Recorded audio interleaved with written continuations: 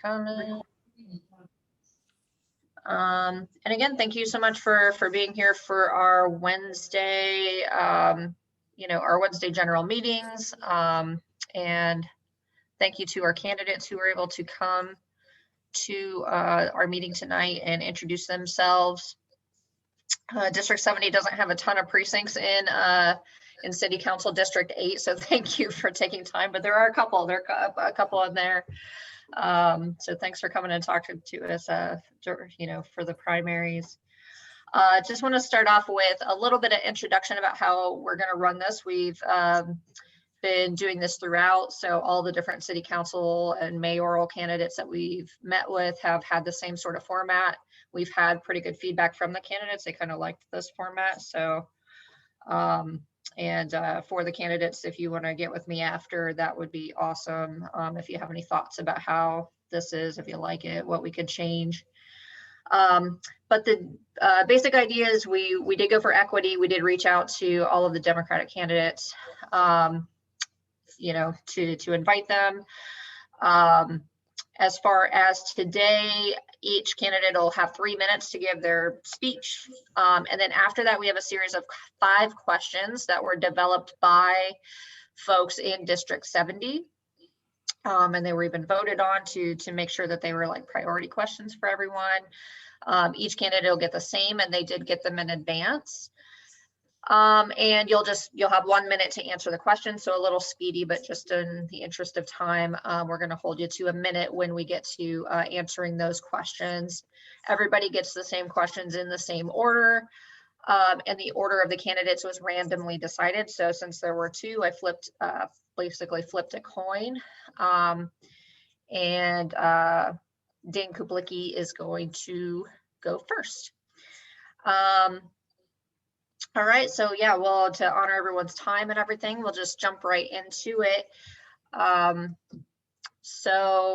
Basically, whenever you are ready there, Dane, you'll have 3 minutes to give your little intro, speechy, whatever to all the folks, and I'll start timing when you're ready.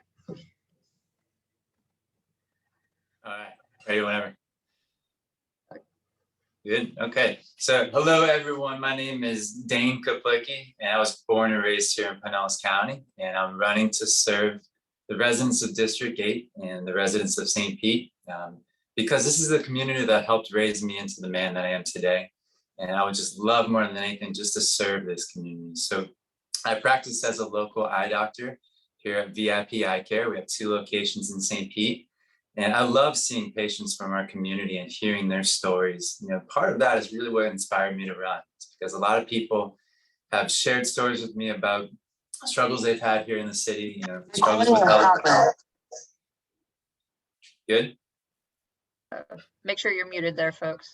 And, these are things that I'm very passionate about, and I'd love to be able to serve those residents. So I graduated from USF St. Petersburg with a degree in finance and worked for a few years here in our local businesses, including manufacturing, hospitality, and the insurance industry. After a point in time, I decided I want to do something completely different and went back to school to become an eye care professional to help people see. So that's what I do now. I've served in a number of different leadership roles over the years as a USF student government senator in the College of Business. Also as a treasurer at the IU School of Optometry. I've served with the St. Pete Young Professionals, served in my church, I've been a Pee Wee hockey coach, and volunteered all over town. So the way I see it, there's some key issues that our city's facing here. The biggest of those being the affordable housing crisis, but we need to support our working families. And that kind of falls underneath that, making sure that we all have living wages, that we have access to healthcare, that we have access to clean water, and utilities here in Pinellas County and St. Pete. On top of that, I'm running to protect our environment.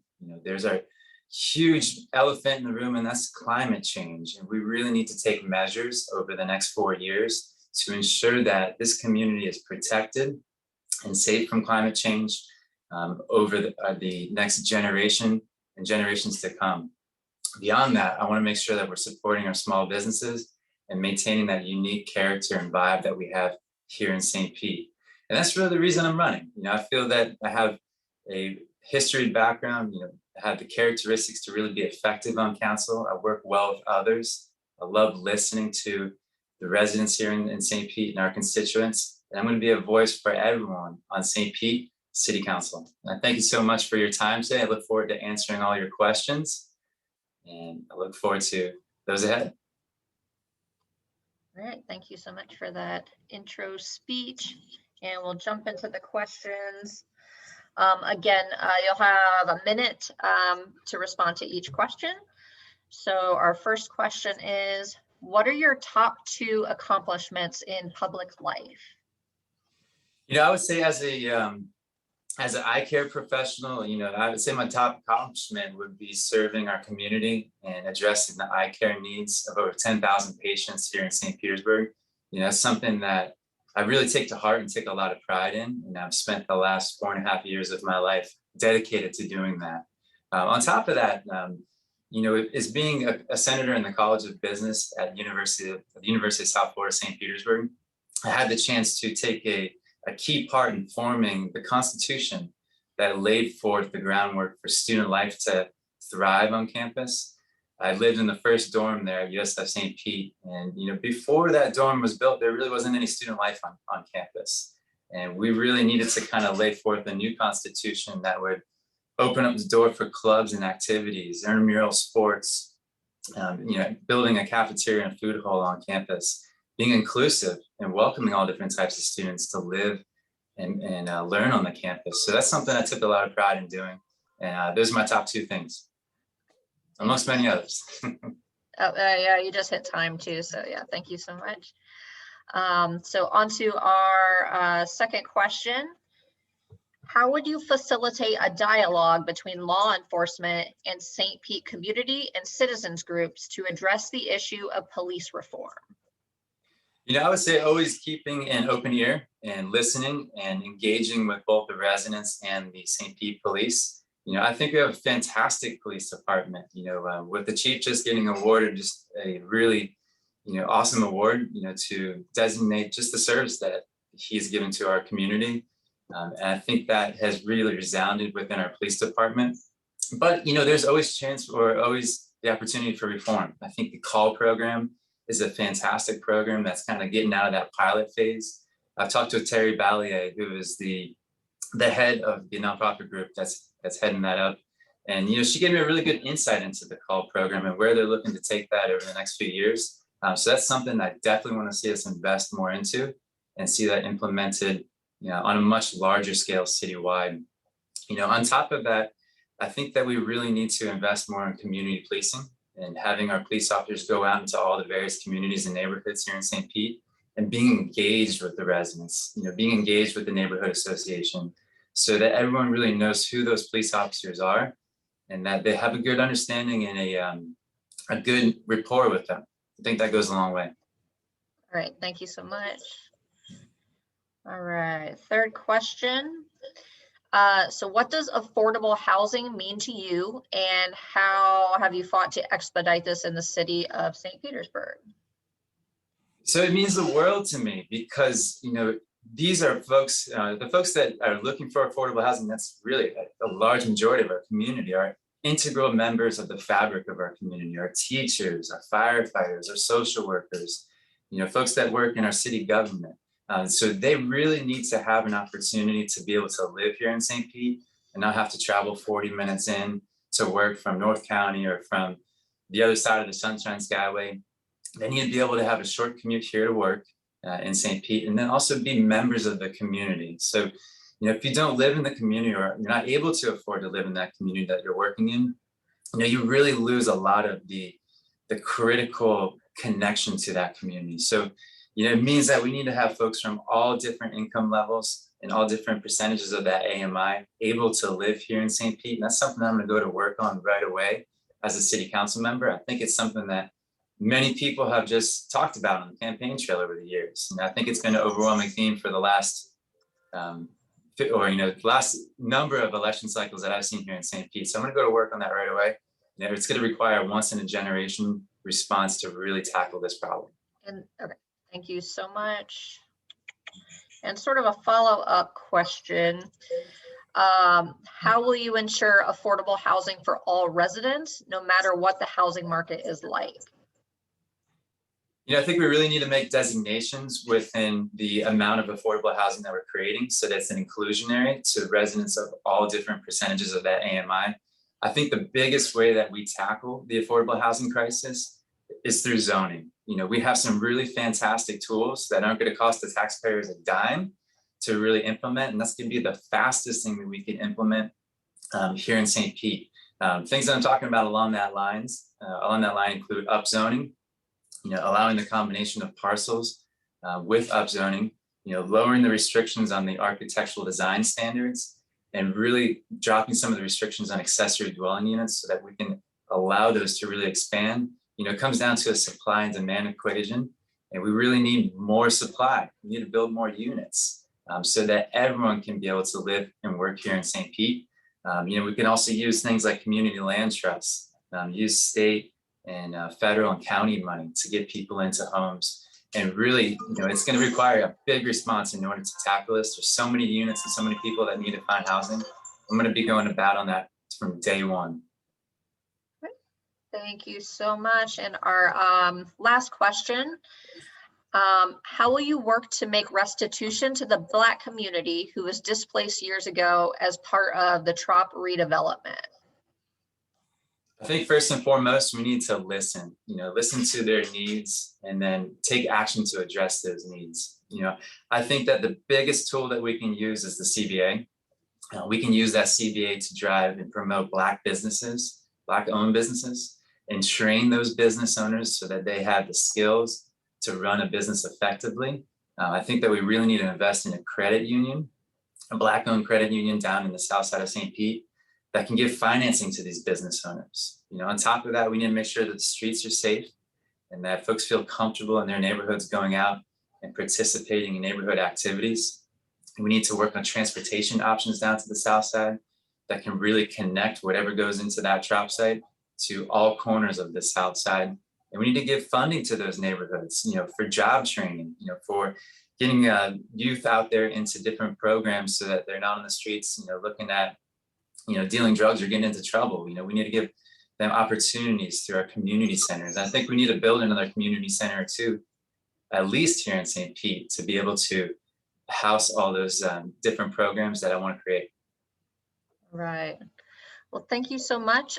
So that's our time with you. So thank you so much for taking time to answer our questions. We'll move over to our other candidate who is here with us. Thank you so much. And there's so much more I'd love to share. I encourage you to reach out to me. I have my website up and running. My phone number's out there. I'll put that in the chat. So feel free if you want to continue that dialogue. I'd love to speak to each and every one of them. All right. Yeah, definitely. Yeah, please drop your links and whatever in the chat, and that would be awesome. Will do. Thank you. All right.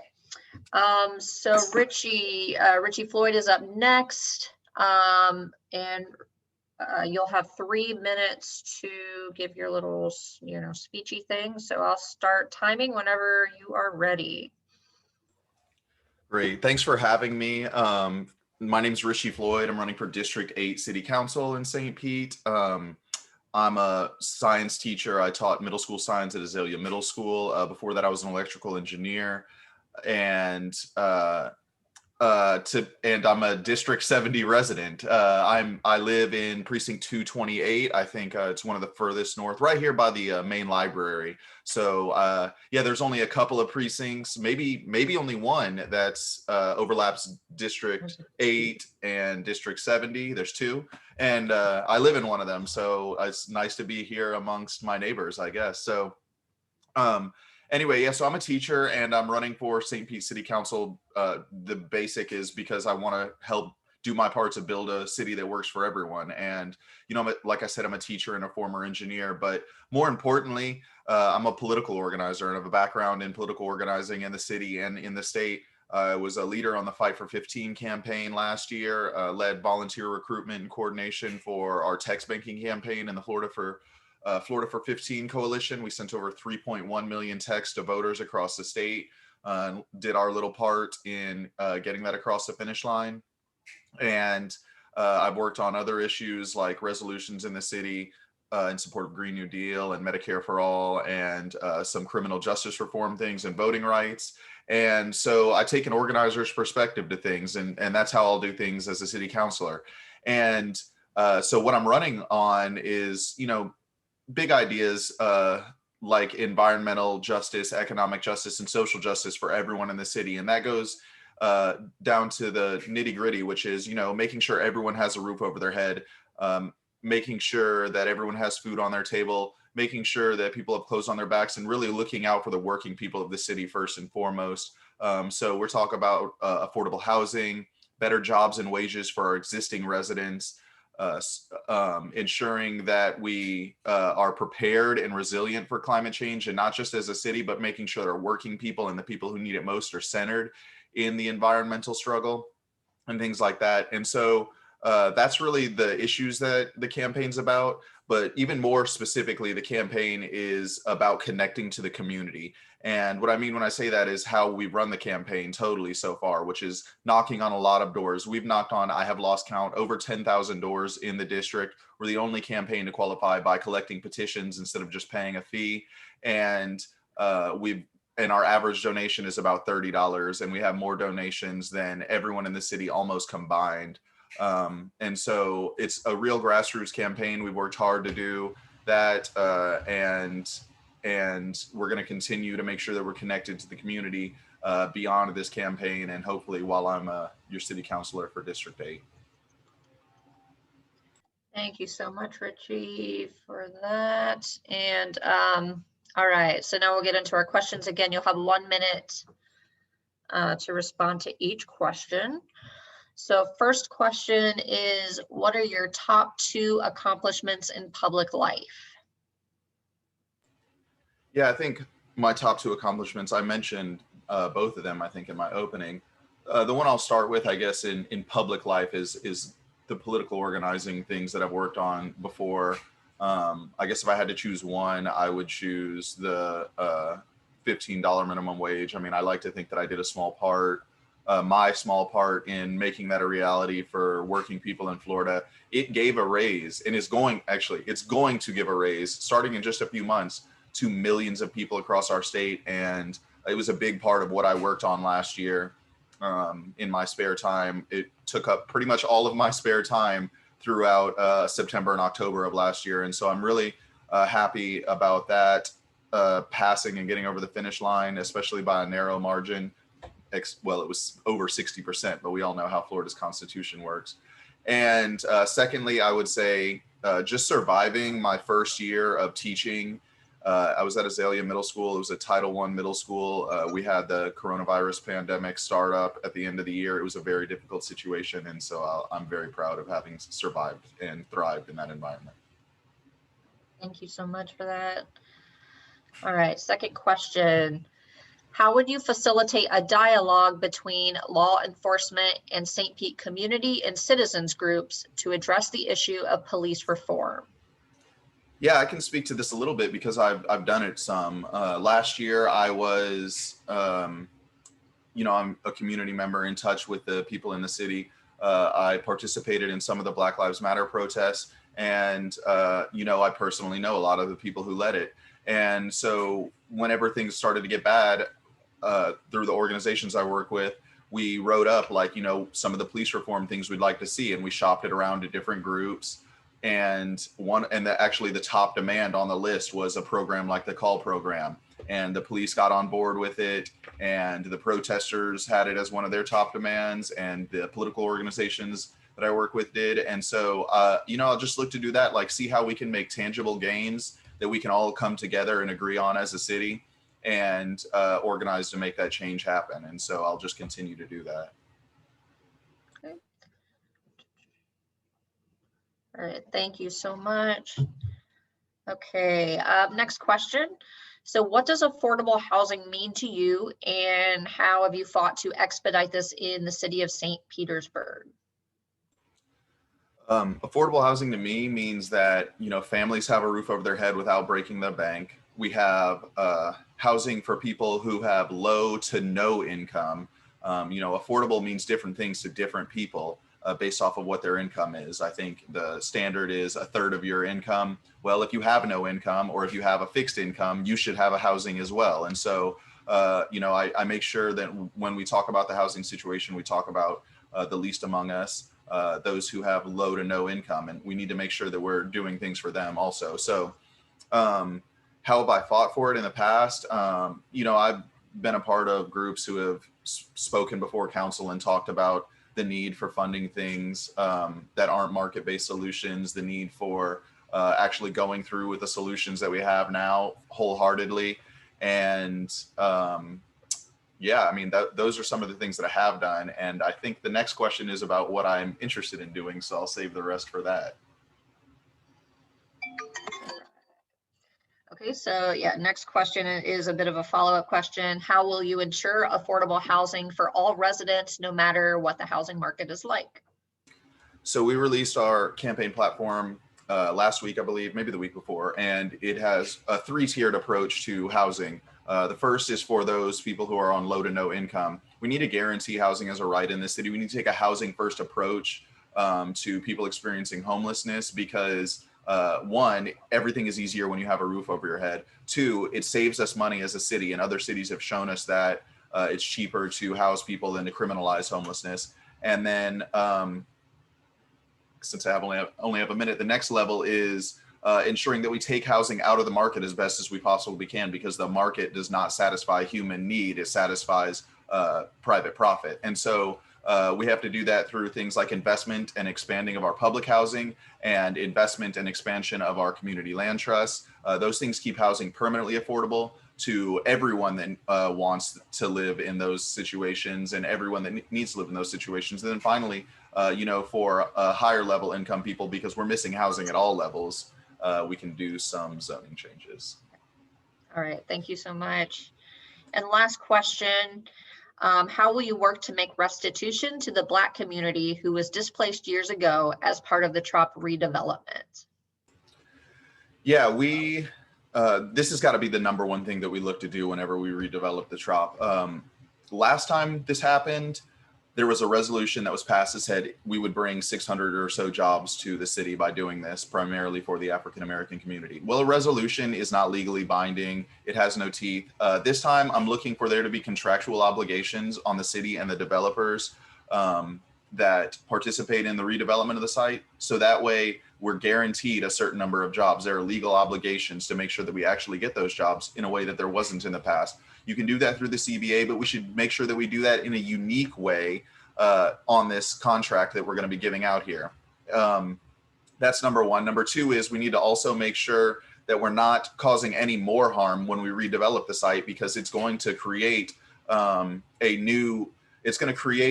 incentives for people who live near the site to their property value is going to go up, and they're going to want to sell. And there's a lot of renters there that are in African-American communities that already live nearby. And so I'll look to protect the people that exist there now nearby, as well as make right on the past.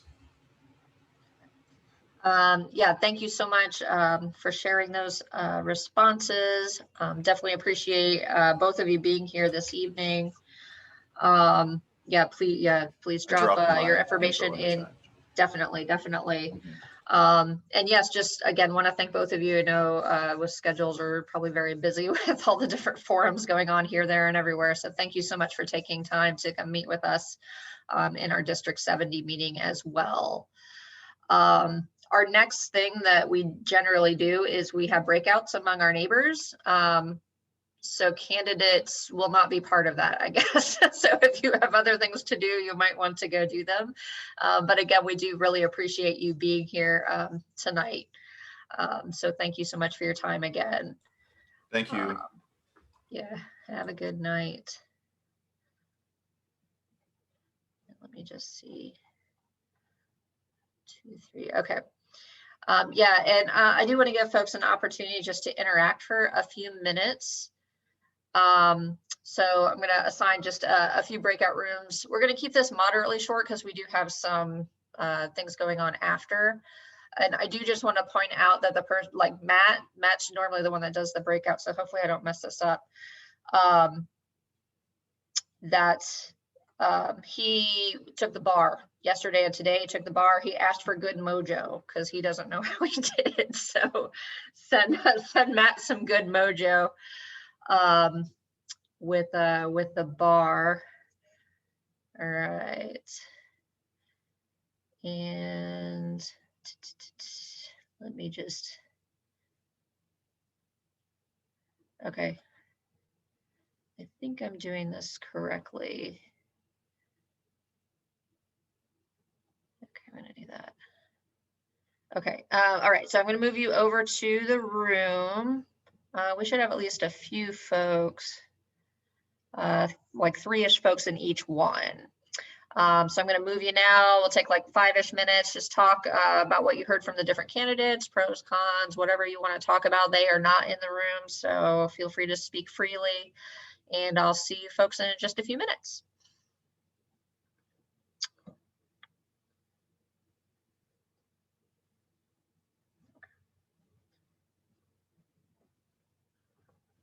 Okay.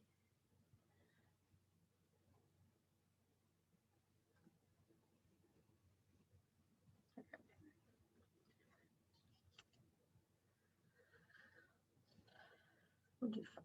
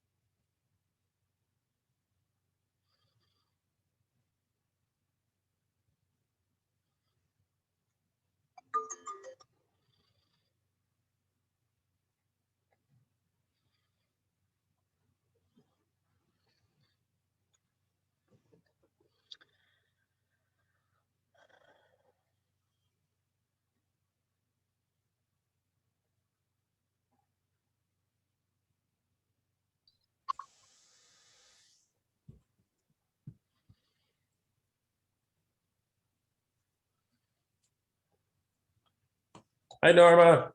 Hi, Chris. Hello, Ann. How are you doing? Good. Good. Good.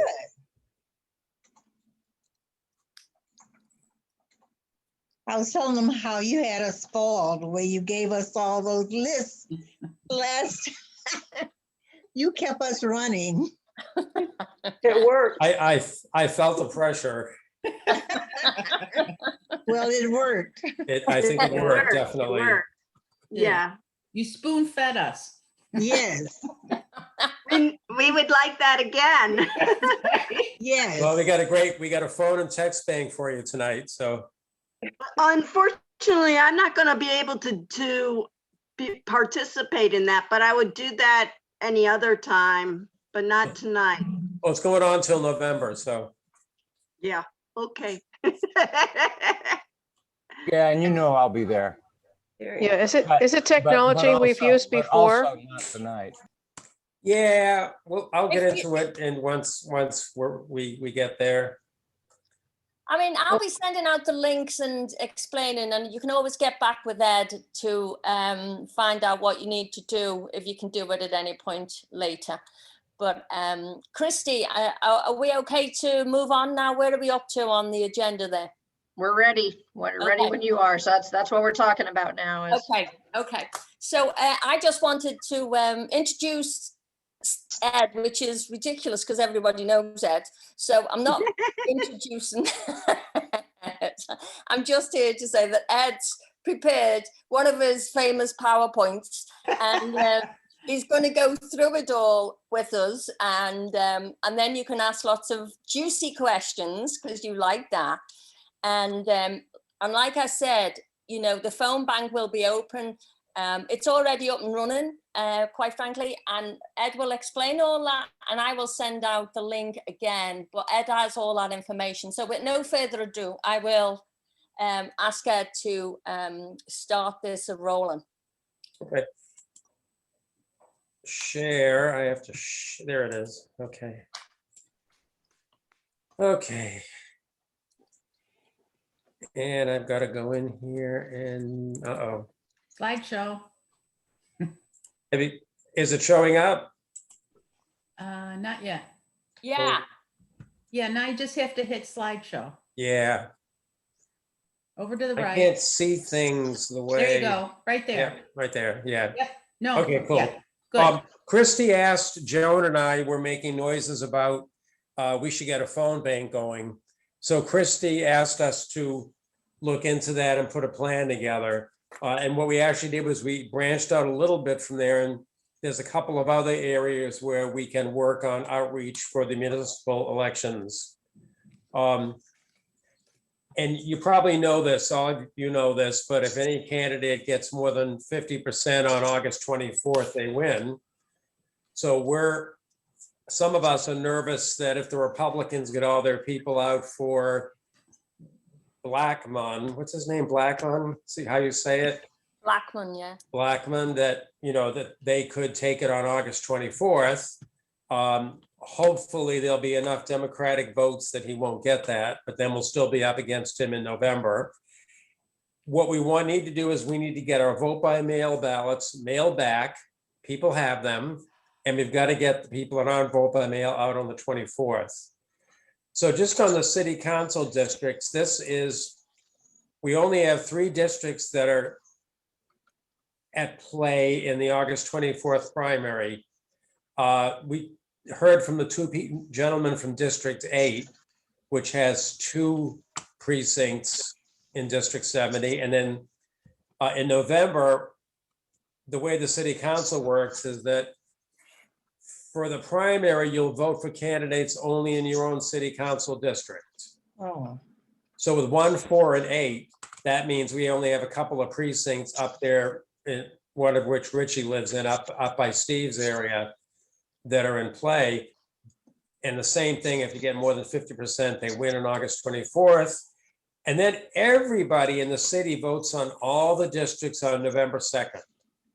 So you're gonna see either Richie or Dr. what's his name, or one of their competitors, two of their competitors in November. So our outreach is 3 things that we're throwing at you. We hope that everyone will take on at least one of these things. We're doing voter registration at community events. We are jumping on the phone and text bank that the county has set up. And we're working with District 68 on getting volunteers set up as block captains. So starting with the voter, and I say voter registration, we really mean voter education, and we really mean vote by mail enrollment. At community events, I find almost all the people say they are registered, and Steve had the same experience, but our real opportunities to get them in vote by mail. Those of you who were on the Monday meeting heard that extraordinary presentation about how much vote by mail increases Democratic turnout. Also, the Florida Democratic Party, and I've seen this in one of their presentations, the biggest predictor of election wins is the number of Dems registered versus the number of Republicans. They showed like the past few elections in the state and the county, and that is the case. So Lucinda and I have set up us having tables at 2 recurring community events. One of them, and they're basically South Side, one of them is South St. Pete Marketplace, which is at the Manhattan Casino. And that's every Sunday from 2 to 6 p.m. starting this Sunday. I need volunteers for these 3 dates in particular. It's great because it's indoors. We will not be sweating. We will be talking to voters, reminding them about the election, getting them to vote by mail, and registration if we find people that need it. The other is there's a terrific shop at Tropicana Fields. It's a Black entrepreneurs shopping day, first Saturday of the month. I went last month. It was really, really good. Some great vendors in cosmetics and food and health things, and the League of Women Voters was there too. So that is a full day, first Saturday of the month, and I need volunteers starting September 4th. I have people for August 7th, but certainly if some of you want to come and help on that, it's a long day, so people will probably want to do split shifts, 9 to 1 and 1 to 6, and that is going to be outside, but we have a tent and everything, so we won't die. So please contact me if you can give us a few hours on an upcoming Sunday or Saturday. And again, this is not just voter registration, but talking to people about the election. If you're looking for voter registration training, Mary reminded me about a training video they created last spring in District 68. So let me drop, oh, why can't I? Okay. I've got to get into the actual thing to get the, to get you the. You need to stop sharing and then go into chat. It might actually be on GOTV, that training. Yeah, I don't know. Okay, now now I don't see a, golly. I have to stop sharing so I can get the chat back. Okay, that's a training video. If I know a couple of people asked me about when are we going to have, there was training last night. Okay, can you see the presentation again? No, you can't because I stopped sharing it.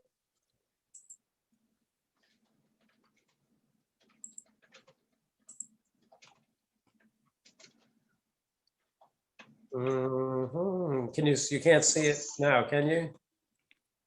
Holly. It's like blacked out or something. I know. Something weird's happening. Oh, it might, there it goes. There it goes. You got it now? Yeah. Okay, so Joan and I talked about doing a District 70 phone bank. We found out that the county was at the same time doing one, so we decided to jump on that rather than duplicate efforts by doing our own. And what's important is that it's a phone and a text bank, even though they call it a phone bank. And Lacey Hollings, who is I don't forget what district she is, she's another district chair. And they're reaching high potential Democratic voters all over the city of St. Pete, anyone that can vote in the municipal elections. And I believe what she means, it's kind of like our warm Dems, people who voted once or twice in the past 3 years. And you can join from your home or your cell phone, and you have to use your phone or your cell phone to do it. In other words, you don't call people from your laptop. Here's a link. Joan, are you in the presentation right now? Are you? Joan, can you hear me? Sorry, I was on mute. Are you in the presentation am. right now? I am in the press, yeah. Yeah, would you put that link in the chat, please? Yeah, So you can go in right now. In fact, I think Christie is going to ask us to go in after the regular meeting and do some calling and texting. But you just go in, and I'm going to take you through how to do that really quickly. I think most of you know it. The other exciting thing is that we are doing live phone text banking at headquarters.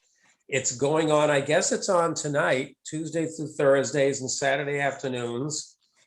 To do that, you have to sign up on Mobilize, or you don't have to, but it gives them an idea of how many people are coming.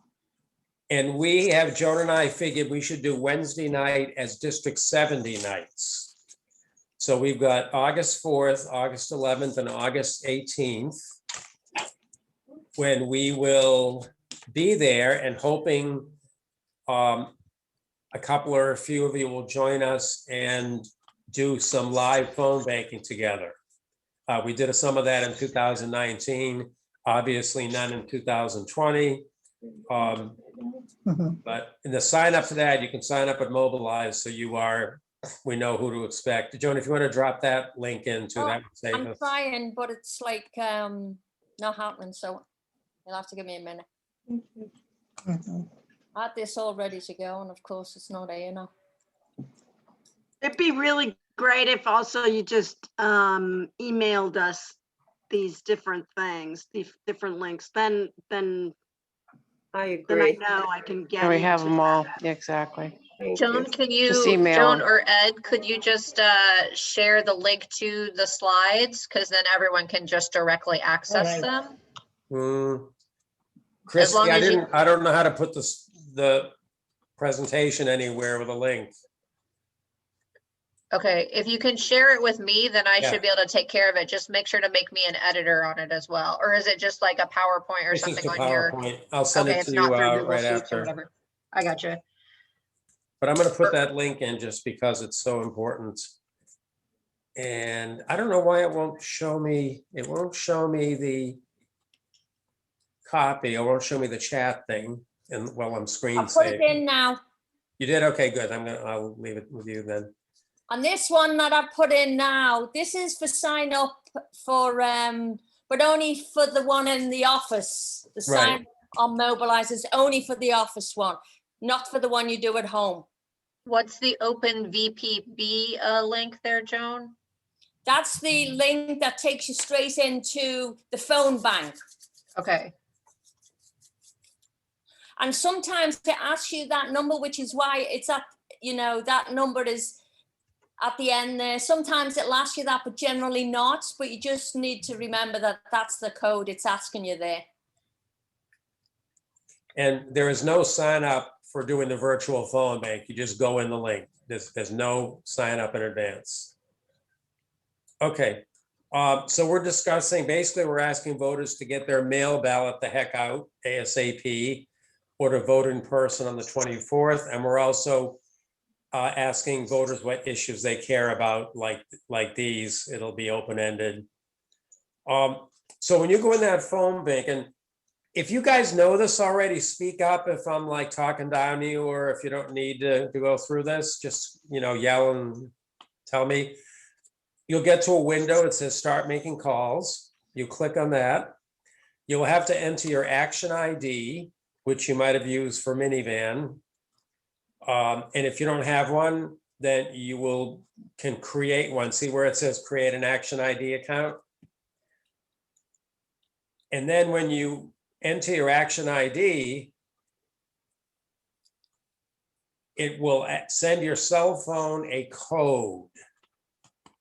So it gets a code because it's a two-factor security feature, and you enter the code.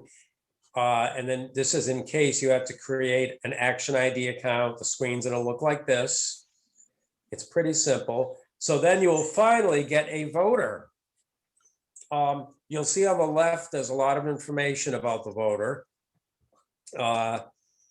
So you will begin the script. You'll have to call a voter on your phone because this, system gives you the voter, but it doesn't make the call for you. Hi, I'm a volunteer, blah, blah, blah. So you'll go through the script, you'll record their responses. It's a short script. It's not as bad as some of the ones we've had. Now, if you don't get the person, you have an option. I couldn't reach Chloe in this case.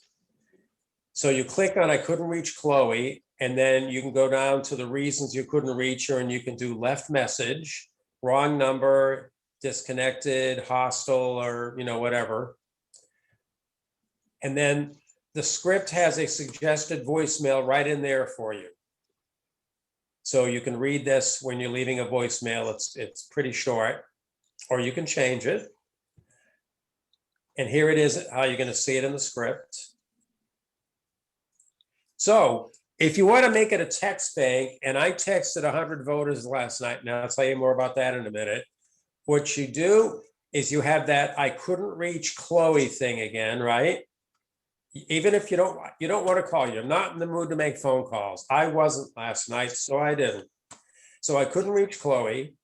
And then I choose the option texted. And this is to tell the phone bank that this person has been reached and no one should bother them again. So if you texted them and you tell it that you texted them, then Lacey has it set up so they won't get bugged again. So the text message is in there. It's also in this presentation because you've got to email it to yourself and then look at the email on your phone to copy it into your phone, to copy it into your texting place. So if you don't know how to do that, let me know. I just learned a year ago. It took me like 2 years to learn how to do it. So suggested text, you can change it. When you are tired, I was tired after I decided I hit 100 successful texts, then you say stop making calls. Oh, when you finish that voter, there's a little button at the bottom that says save and next call. It's pretty easy to follow. So last night, in about a little over an hour, I tried to send 116 texts. I had 16% failure rate, meaning they weren't cell phones. I had only had 2 people say stop, and I actually texted 100 voters. So this is a little over an hour. I thought that was a pretty good investment of time.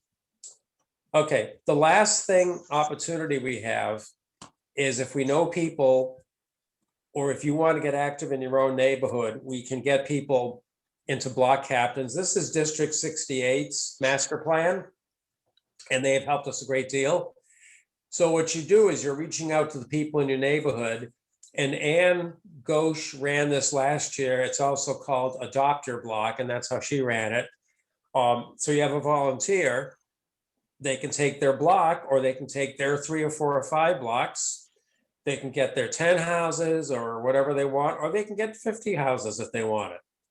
People often get like between 10 and 25 or so. And they can also do their building if it's a multi-unit. So they will get a list of voters and they can visit them, they can phone them, they can text them. And the same reason we're getting them now is to get them ready for the election. It's developing more of a personal relationship with people that are literally in your neighborhood. So to do this, we go to getoutthevote.pinellas.org. There's a map. You will see this map. You click on the map where it says larger map. It's easier when you do it. You click on your precinct, and the name of the person who will help you in that precinct is there. So Steve and I, this is precinct 205 that I clicked on. I will help you if you need help in precinct 205, if you're a volunteer there or someone wants to work there. Steve also has a lot of precincts. So chances are one of us will help. The volunteer contacts me or Steve. We figure out where they live and how they want to go. They might say, oh, I want to do this side of, of 62nd Street, down 4 blocks. So we make the map and we cut a turf using that crazy turf cutting thing with the little lines and everything. And we send them a PDF of their turfs. And we're following District 68. So we are doing Democrats and Dem leaning NPAs. Oops, is that it? I think that's it. Yep, that's all I got. I'm going to stop sharing so I can answer questions. I do just want to step in just real quick with what Ed just showed. If anyone's interested in taking that role, you would need to be van trained if you're not already.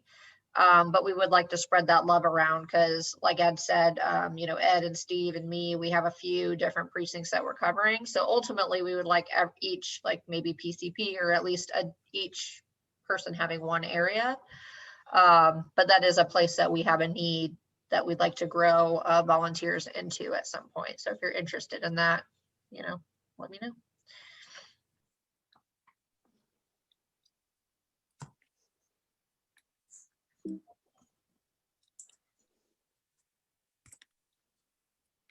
I'll say thanks, Ed. The phone maneuvering the phone was a good refresher. Haven't done it since November. I had to go back myself and look at my old presentation and then go in there. Oh, I forgot about this. And once you do a couple, then you get in a little rhythm. Exactly. Yeah. I do have a question about the text banking because I haven't really done that through through this before. It's kind of a hack. There is such a thing as a text bank, which you can pull up on your phone and it pulls up each voter on your phone. All you have to do is copy the message and send it. We had those for all of our precincts a year ago. But it's a lot of work just to set one up. So the hack is you say you couldn't reach the voter and then you say you sent them a text. Okay. So basically if you try to text them, you'll get like an error back or something. I got an error in 16 out of 116 responses. Gotcha. Okay. And that's if it's a landline. So right. Otherwise, could be, it's a cell. Right. It could be a landline or it could just be a non-working cell. Right. But it comes back immediately. So I sit there with the phone in one hand and the mouse in the other and pull up the voter. I send the text and usually within 2 or 3 seconds, it'll come back if it's bad.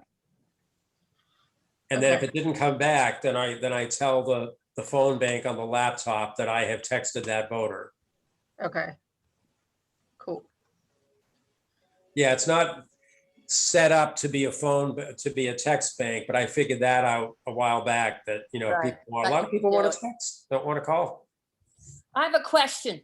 How do we know whether the MPAs are Dem leaning? In the phone bank is only Dems. Oh, okay. So the okay. block captain thing that we are doing with District 68, the PDF that the volunteer will get will have all the information about each voter. Got it. So they'll say whether they are Democratic or an NPA Dem leaning. Right. And we set up the list that way. Yeah. I have instructions. Steve and I have the instructions of Mary exactly how to set up the lists, right? And It's fun. the exactly why those MPAs are on there has to do with logarithms well be above us, and we're trusting that they're worthwhile. I will say that the couple of MPAs I talked to at Doors in the last few days are ended up being favorable. You know what? I just like to make a point that is really crucial. That's why we won Pinellas and we got blue, because our focus was to target the NPAs and not the hot Dems. And it just worked for us. So I think it's a great idea. It's a great strategy.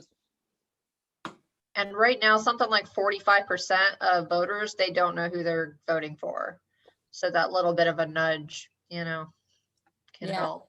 But wasn't that different than what she said last night? She didn't list the NPA. She said hot Dems, warm Dems, cold Dems. The GOTV vote, or the GOTV thing, not to say they're completely rogue or whatever, but they aren't, they are separate. They have their own money, their own PACs, so they can technically do things how they want. From my perspective, so I don't know if it's completely in alignment with what the person said last night. But I will say from an organizer standpoint, Okay. what they're doing in District 68 is good stuff. Like, so like, even if it's not fully in alignment, if we're helping with their field work, I'd say that's good, right? And then like, as far as the county, more specifically the county work, my thought is helping out with District 68's field stuff, and then we help out with phone and text banking with the district's efforts. So that way we're not duplicating work, because there's already been so much foundational work that District 68 has done. It seems silly to recreate that. It seems silly, like we, from my perspective, we should be growing that. So not to say that what was proposed last night is bad or anything like that, but I would say from field game that we should keep doing what we have already started doing. Okay, let me add that the wide range thing is intended for those block captains that are going to be block captains, hopefully more than one election cycle. But the criteria we're cutting lists with right now is focused on it is focused just on get out the vote of our likely folks. And so those block captain lists are going to change. They need to evolve. Hence, that's why we're being the van people. Yeah, we're going to add new criteria later. Well, I'm not. Well, I'm going to do it. I'm going to tap the keys. But anyway, I think, you know, the lists that are being cut right now are very targeted on straight get out and not developing.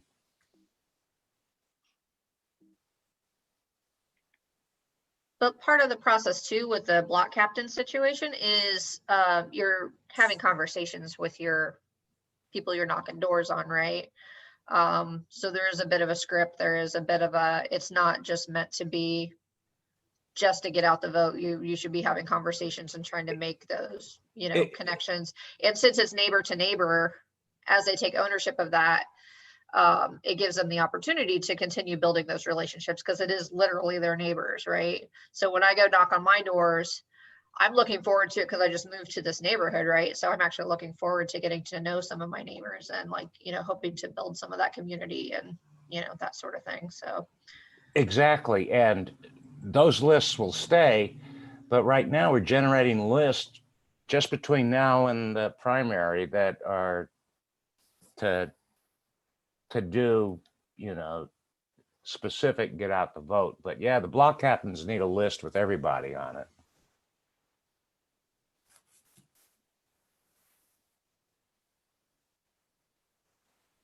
all right, so this VP this phone bank list, we can kind of do it anytime we want to and that sort of thing, but we want to set up Wednesdays as being a District 70 day to go in person. That's what Or- Joan and I had talked about. Yeah, that was our Okay. suggestion.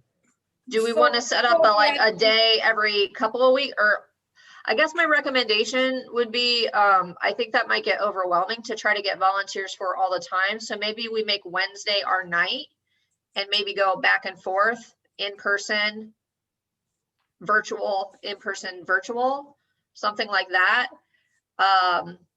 Because I just see, like, unless we set up a schedule that people sign on to or something, I think that we're going to get people not doing the virtual one at all. Like just having that hard appointment that we have set that people can come to. Does that make, is what I'm saying makes sense? It's it's 7 o'clock on a Wednesday. But I just think if we leave it vague, that it could just like, no one really does anything. So it might be more effective to be like, we're doing Wednesday at 6 every time, you know, and then stagger. That's just an idea. If you have different ideas, I'm just throwing that out there though, that if we don't have that hard date, folks might, you know, just kind of forget about it.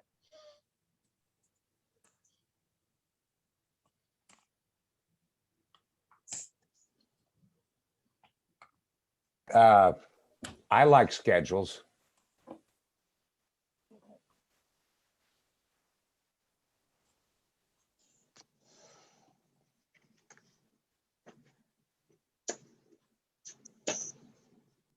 Should we suggest some? Because we won't know that other people are on the virtual with us. Right? Yeah, to manage that, basically what we would do is we'd have a Zoom meeting, right? We would set up a Zoom meeting, we'd all log in, we'd do the, hey, how you doing? Anybody that's new, we'd have a mini training for them real quick to orient them. You know, we kind of stay logged in and then we could all go do our calls. You know, you could mute and everything else, and we could check in at the end and be like, hey, you know, I made X number of calls. I had some really great ones, you know, share out our stories and stuff like that. So that's kind of how we would do that and still stay checked in with each other. Or that's how I've done it with, or done it with other groups that I've been part of. Yeah, that works good. It's nice for people who don't feel comfortable being in a room yet with a lot of people. And for folks that are independent and they just want to do it on their own, they still fully can do that. Mhm. But this would be a chance for, you know, folks to come together. And Yeah, I like that. It's worth a try, and if it doesn't sell, well, then we just pick our own times. Right. Let's try And it. where do we find the script for the phone bank? It's in the phone bank when you go in there, Norma. It's all It's on every It's all page. in there for you. Mhm, yeah, once you get logged in, you'll see it. mhm. So for next Wednesday, oh, I do have one other question for folks that are here. We were talking about doing an in-person meeting for August, which would be the 25th. It's after Election Day. But now COVID's being weird again, so I don't know if that's such a good idea. And we wouldn't have phone banking or anything because again, at least the primaries would be over. So we should probably take a break that day after that election, at least, would be my perception. So with that, we have 3 Wednesdays. yeah. That's the 4th, the 11th, and the 18th of August. I can't make that meeting on the 25th, so I'd vote, because of this business of resurgence, I'd vote not to do it in person yet until it calms down, if it ever does, and just wait. The other thing is, I'm not sure where we do it. I mean, I did try at the public library to see if they were available, and they said that they still weren't open. We've got space reserved in the office, in the Democratic Oh, Party yeah, office. of course, yeah. But again, you Yeah. know, with it being weird, and honestly, like, we've had a meeting, we only technically have to have a meeting once a quarter. So like, we could take this month off, especially since it's the day after elections. So I'll just throw that out there if folks want to do that, but we could make it productive as well. So I could go 50-50 on that. I agree with Joan. Let's let the bigger pandemic picture play out and not invest time and effort yet. But I'm looking forward to it. Mhm. Okay, yeah, I'll pull back. I'm gonna keep the rest of our reservations, but I'm gonna pull back for August and then open that space back up. So if someone else wants it. But looking at like, if we're gonna set a phone bank time next week, do folks want to meet at the Democratic Party office, or do you want to do it more virtual where it's us here? I'd have to do virtual.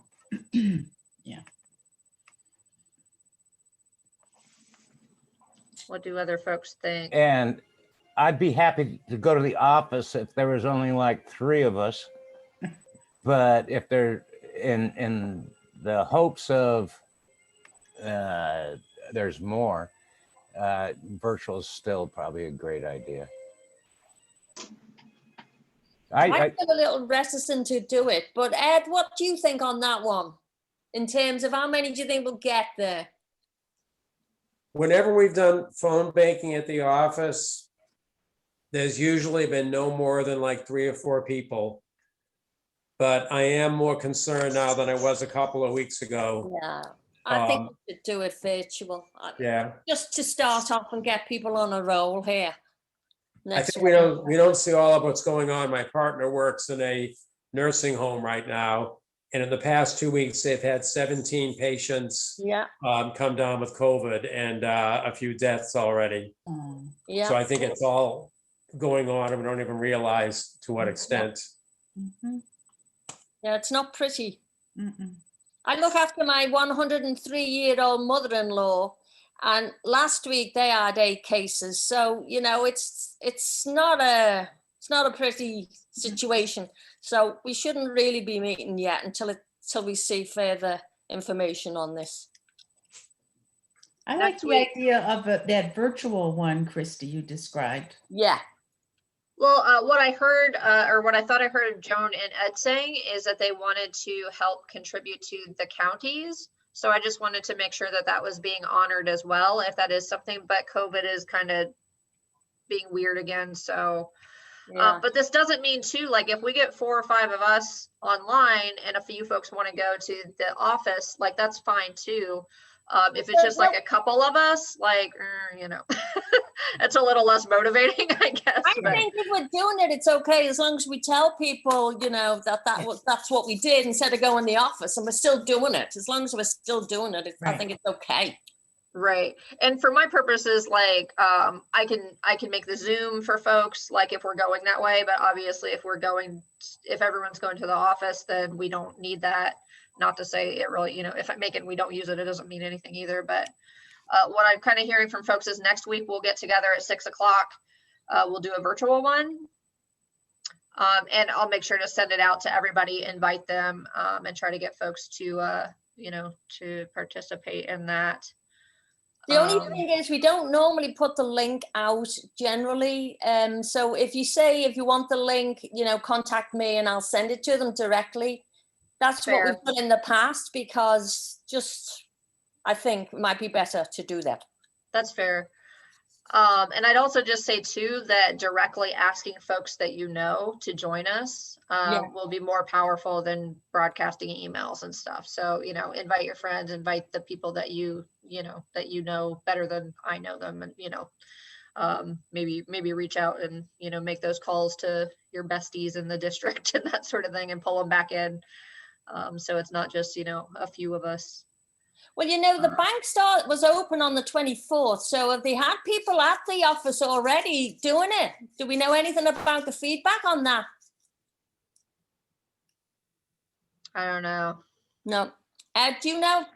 I talked to Lucinda a couple of nights ago, and she said there's not a great response yet, which is typical when we have phone banks.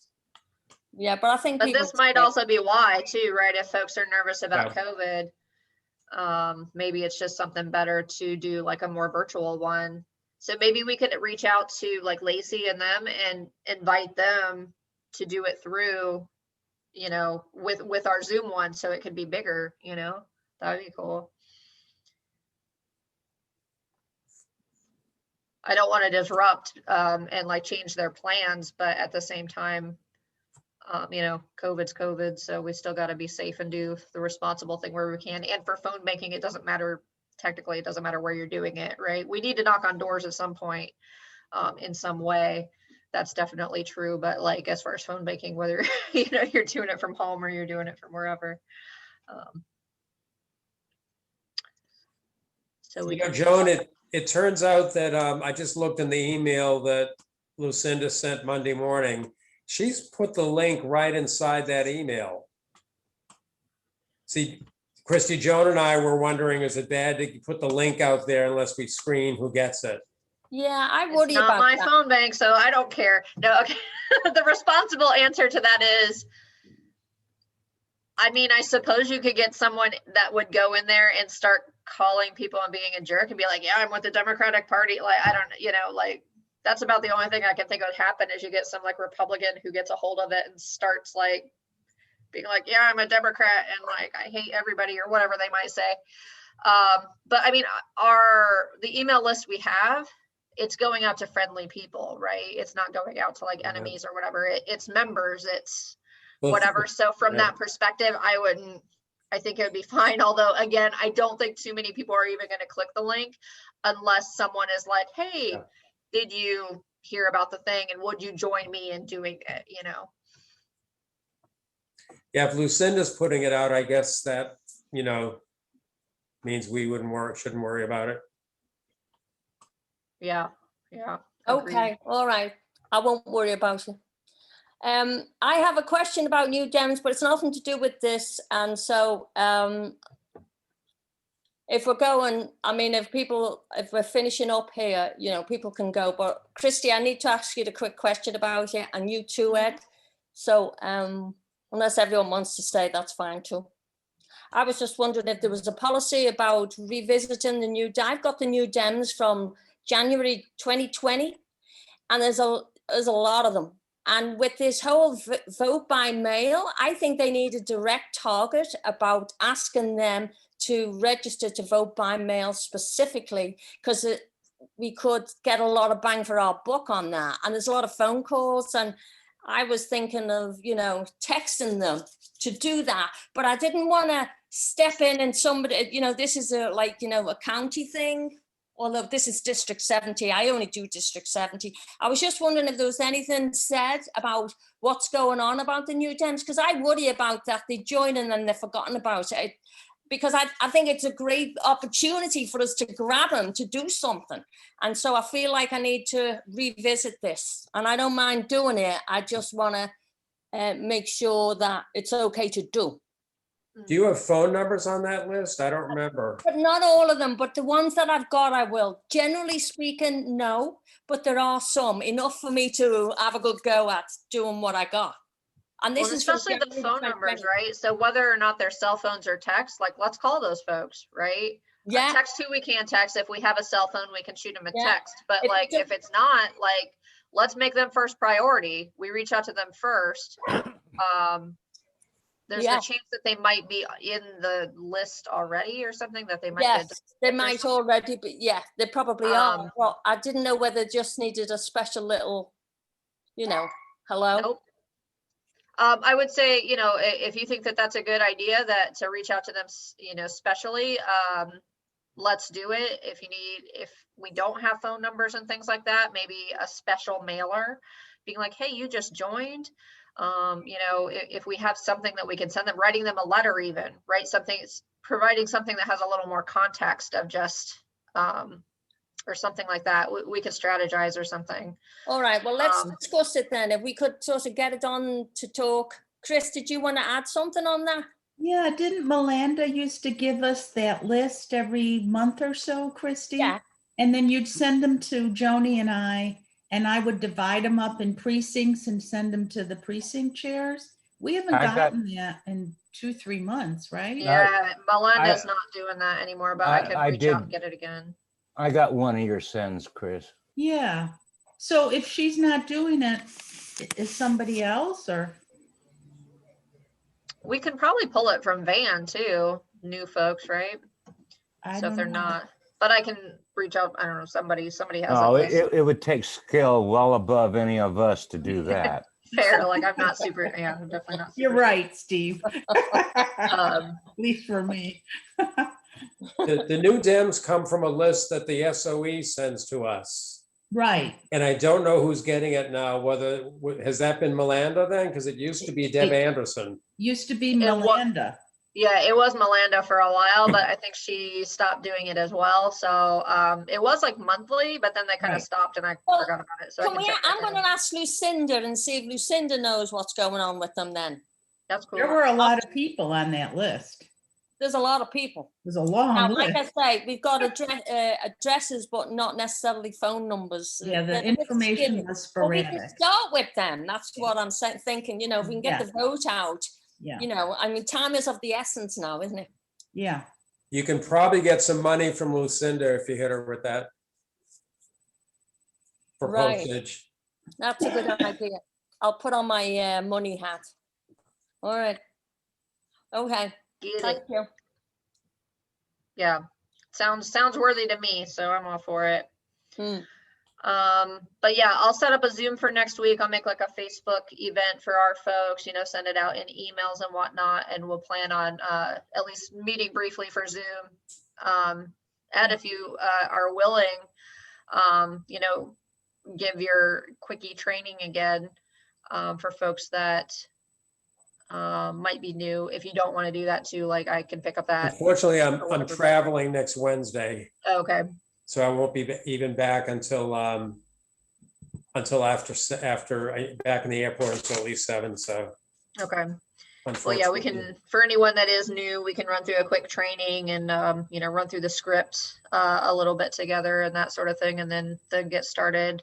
Well, meanwhile, though, everyone should go on and just make sure that they know how to do it so that they can chip in on the experience for people. Because it's a good idea if you just do it, because you learn very fast, but it's helpful. Yeah, it's not too bad once you get into it, so. Right. Mhm. All right, goody. All right, Right. any other last minute things, or we? All right, thank you, everybody. Thank you, Ed, for leading our training. Thanks, guys. Good Yeah, thanks work. for everything. Have a Have a good good night, night. everybody.